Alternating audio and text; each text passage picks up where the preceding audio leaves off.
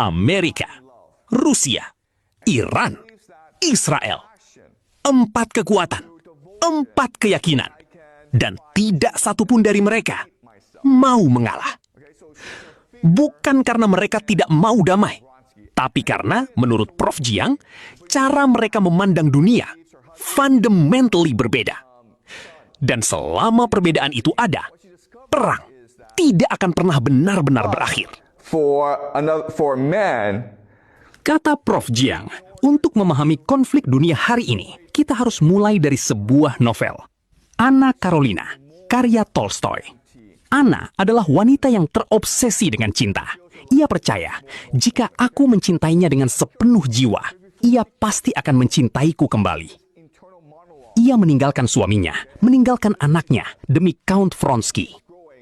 Di awal, semuanya terasa sempurna. Tapi lama-kelamaan, Vronsky mulai menjauh. Dan Anna semakin haus, semakin posesif, semakin hancur. Kata Prof. Jiang, ini bukan soal cinta, ini soal kontrol. Anna tidak ingin dicintai. Anna ingin menjadi Tuhan. Ia ingin Vronsky tunduk sepenuhnya kepadanya.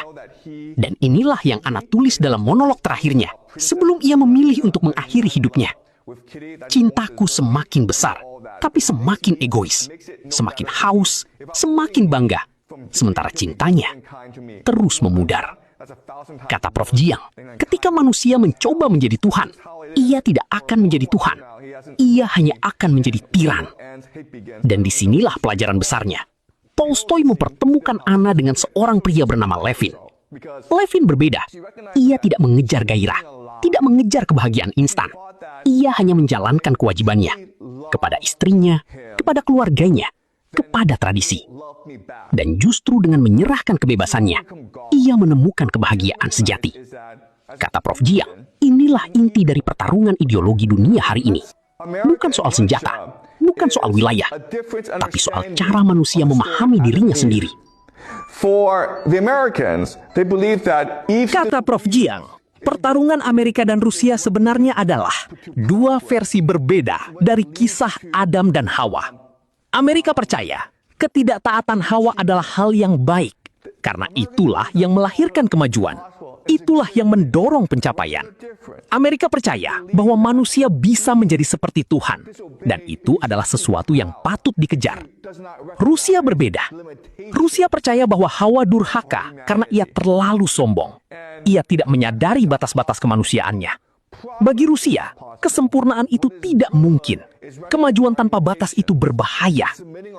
Yang baik adalah mengenali keterbatasan kita dan menyerahkan diri kepada kekuasaan Tuhan. Dan itulah mengapa, kata Prof. Jiang, Amerika dan Rusia tidak bisa didamaikan. Bukan hanya karena mereka berbeda secara geopolitik, tapi karena cara mereka memandang realitas fundamentally bertentangan. Dan keduanya sedang berjuang untuk memaksakan versi realitas mereka kepada dunia. Iran is a theocracy. And a theocracy is good in that Sekarang kita bicara soal Iran. Iran adalah teokrasi. Dan teokrasi, kata Prof. Jiang, punya kekuatan besar. Ia menciptakan kohesi, persatuan, ketahanan. Meski Amerika dan Israel menghancurkan infrastruktur Iran, rakyat Iran tetap bersatu. Karena iman mereka lebih kuat dari bom manapun. Tapi teokrasi juga berbahaya, karena ia bisa melahirkan ekstremisme, dan ekstremisme bisa memecah belah masyarakat dari dalam.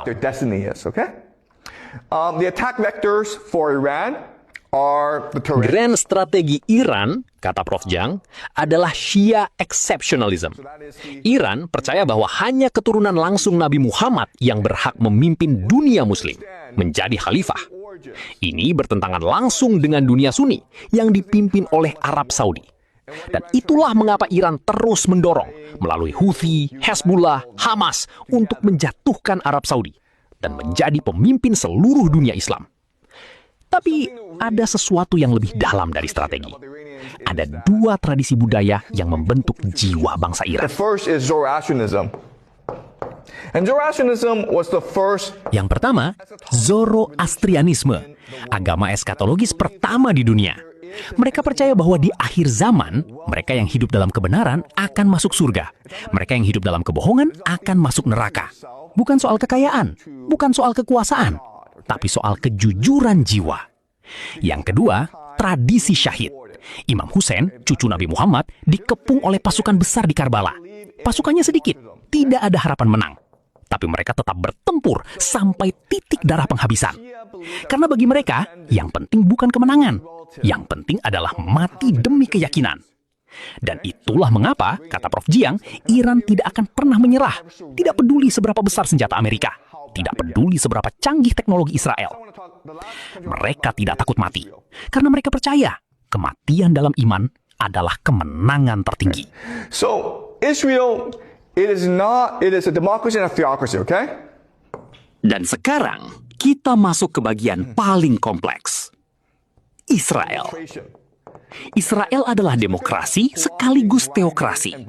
Dan cara terbaik untuk menghancurkan Israel, kata Prof. Jiang, adalah membuatnya perang saudara dari dalam.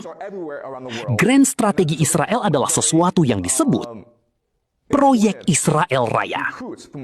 Dalam Alkitab, Tuhan berjanji kepada Abraham, seluruh wilayah Timur Tengah, dari Sungai Nil hingga Sungai Efrat. Dan itulah yang sedang diperjuangkan Israel. Bukan sekedar mengalahkan Iran, tapi merebut seluruh wilayah yang mereka yakini sebagai hak Tuhan mereka. Alright? So, the Great Israel Project stretches from the Nile. Israel punya 3 senjata utama. Pertama, Alkitab. Banyak orang Kristen di seluruh dunia percaya bahwa Israel adalah tanah yang dijanjikan Tuhan. Dan karena itu, apapun yang dilakukan Israel di sana adalah kehendak Tuhan. Kedua, Mossad, intelijen paling efektif di dunia. Bukan karena senjatanya, tapi karena kemampuannya menyusup, membeli, dan memeras elit-elit di berbagai negara. Ketiga, diaspora Yahudi. Tersebar di seluruh dunia, kaya, berpengaruh, dan loyal kepada misi Israel. To attack from Israel, okay? So what? Kata Prof. Jiang, Mossad sangat ahli dalam menciptakan konflik di negara lain untuk kepentingan Israel. Operasi bendera palsu, false flag operations. Idenya sederhana, biarkan seluruh Timur Tengah saling berperang satu sama lain. Dan Israel akan terus maju. Tapi ada sesuatu yang lebih dalam lagi. Sesuatu yang mendasari seluruh worldview Israel. Kabalah. Dalam tradisi Kabalah, hanya ada 2 hal yang penting.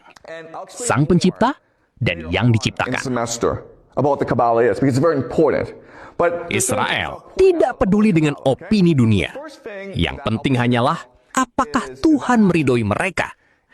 Dan ini yang membuat Kabalah berbeda dari semua tradisi lain. Dalam Kabalah, kebaikan bukan berarti menghindari dosa. Kebaikan berarti mempercepat proses dosa, agar penebusan bisa datang lebih cepat. Logikanya begini, untuk menjadi baik, kamu harus dulu menjadi jahat. Karena kejahatan akan membuat Tuhan marah. Tuhan akan menghukum. Lalu kamu memohon ampun.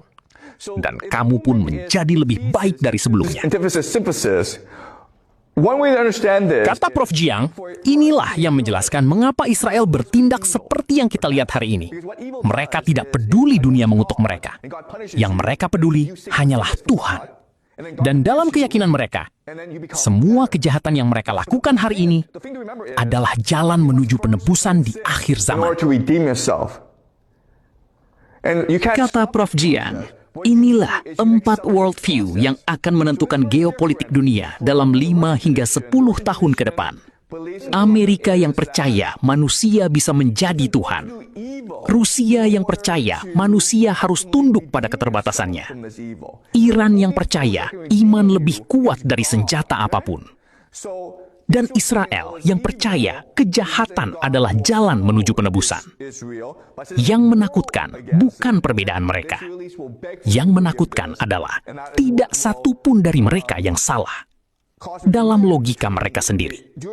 Dan selama masing-masing dari mereka yakin bahwa merekalah yang benar, dunia ini tidak akan pernah benar-benar damai.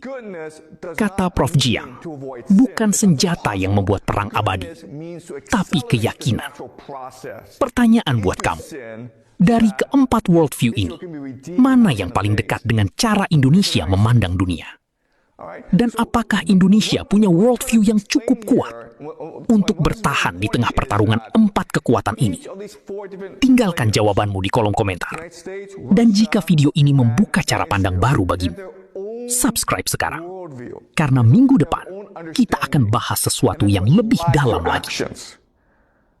Okay?